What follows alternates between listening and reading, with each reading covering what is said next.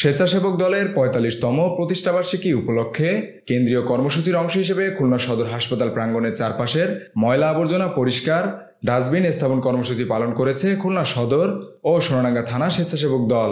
এছাড়াও এদিন পরিবেশের ভারসাম্য বজায় রাখতে গাছের চারা রোপণ করা সহ হাসপাতালের রান্নাঘরের আশেপাশে ড্রেনে ব্লিচিং পাউডার ছিটিয়ে জীবাণুনাশক করা হয়।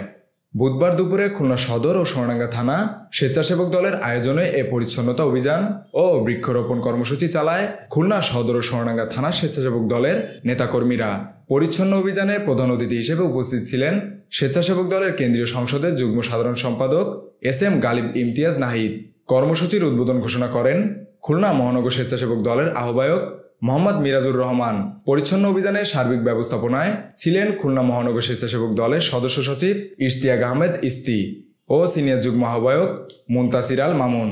এদিন সদর হাসপাতাল প্রাঙ্গণের পৃথক পৃথক স্থানে কর্মসূচি পালন করেন সদর থানা স্বেচ্ছাসেবক দলের আহ্বায়ক মোহাম্মদ গোলাম কিবরিয়া, সদস্য সচিব মোহাম্মদ রায়হান বিন কামাল, সোনাডাঙ্গা থানা স্বেচ্ছাসেবক দলের আহ্বায়ক মামুনুর রশিদ মামুন ও সদস্য সচিব রাকিবুল ইসলাম রাকিব।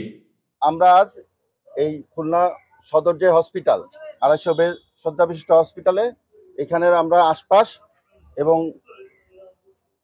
ভিতরেও আমরা যেখানে আমরা ধরানো হলো যে আমরা চেষ্টা করেছি কি যে স্বেচ্ছাসেবক দলের যে কাজ, যে স্বেচ্ছায় আমরা যে কাজ করি, আমরা দেশনায়ক তারেক রহমানের নির্দেশনায় সবসময় যে স্বেচ্ছাসেবক দল গণমানুষের পাশে আছে, তারই বহিঃপ্রকাশ হিসাবে আজকে আমরা কি আমাদের এই হসপিটালের আশপাশ আমরা পরিষ্কার পরিচ্ছন্ন করেছি।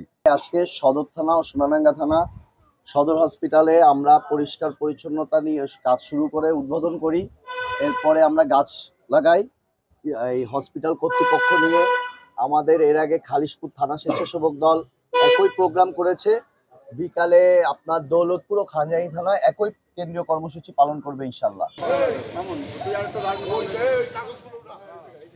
মেহেদী হাসান বাপ্পি, খুলনার চিত্র।